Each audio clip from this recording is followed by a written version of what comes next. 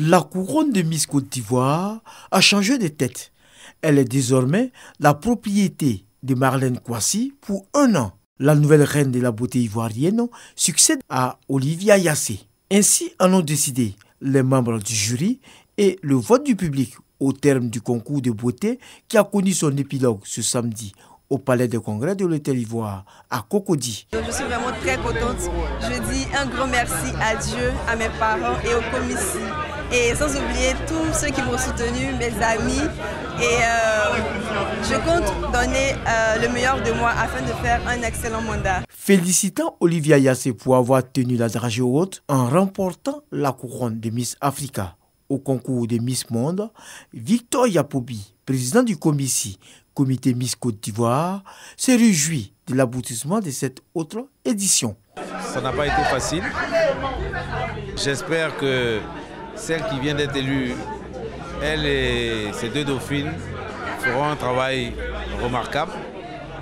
On compte sur elle pour nous représenter le mieux possible sur le plan national et sur le plan international. Cette 26e édition, qui a été rehaussée par la présence de Miss Monde et de plusieurs autres reines de la beauté africaine, est fortement appréciée par le public. Le niveau était très haut.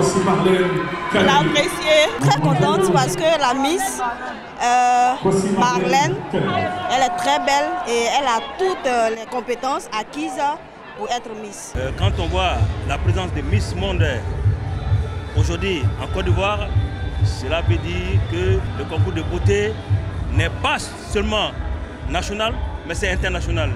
Et je pense que Komissi a mis la barre très haute. La marraine du concours, Madame Dominique Ouattara, première dame de Côte d'Ivoire, représentée à cette cérémonie par l'épouse du vice-président de la République, a offert 10 millions de francs CFA aux Miss de l'édition 2022.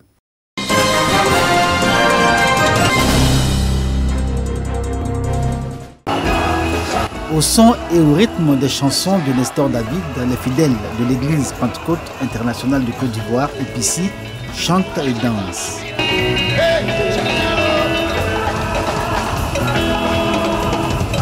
Portés par les jeunesses de l'église, ils célèbrent le Seigneur pour leur avoir donné la grâce de vivre dans la chrétienté par le Saint-Esprit.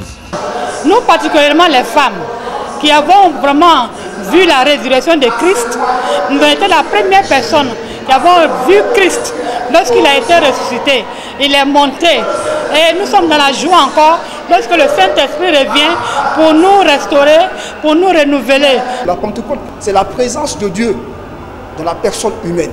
Après l'ascension du Christ au ciel, l'ère chrétienne aujourd'hui est dirigée et sous le contrôle du Saint-Esprit.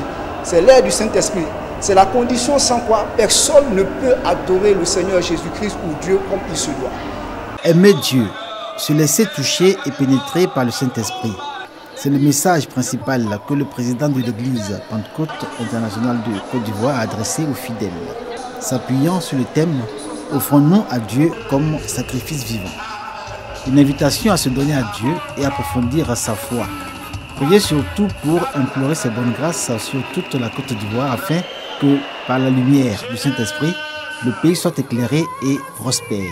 Nous sommes là également pour prier pour la nation et pour toutes les autorités, afin que le Saint-Esprit illumine leur cœur et leur pensée, pour qu'ils puissent avoir la vision de Dieu pour le peuple. Le Premier ministre, son Excellence Patrick Tachi, accorde une valeur prépondérante à toutes les initiatives jeunes, qui plus sont des initiatives religieuses, donc qui invitent à promouvoir de bonnes valeurs, à promouvoir l'amour, l'entraide, le partage, l'acceptation de l'autre. Ils étaient près de 10 000 jeunes venus des églises épicies d'Abidjan et ses banlieues pour célébrer le Saint-Esprit. Saint-Esprit qui apporte paix, cohésion sociale et vivre ensemble.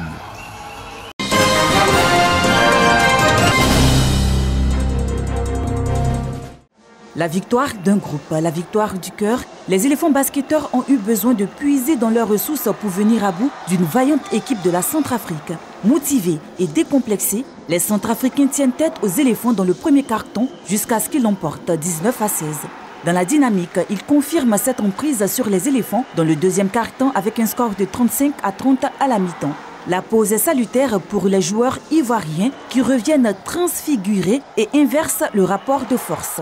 Fofana Favessa entretient le sursaut d'orgueil des pachydermes. Il est imité par ses coéquipiers qui enclenchent le rouleau compresseur du 5 majeur ivoirien. Poussé par son public, l'équipe de Côte d'Ivoire déroule bien et s'offre le gain du troisième carton, 56-46. Le dernier carton est une partie de plaisir pour les Ivoiriens qui s'imposent au forceps 73-63. Le basketball, vous savez, des fois les shoots ça rentre pas, mais il faut savoir s'accrocher. Et on est une équipe qui lâche rien, les éléphants ça lâche rien jusqu'au bout. Et voilà, c'est l'identité de l'équipe, la défense. Je n'ai jamais lâché et voilà, on voit. Au final, on gagne plus 10. On a été un peu perturbé, mais on a réussi à, voilà, on a gardé le courage, on a gardé et puis on a eu l'énergie du public qui a fait qu'on a réussi à trouver la dynamique et puis maintenant on a pu dérouler le match.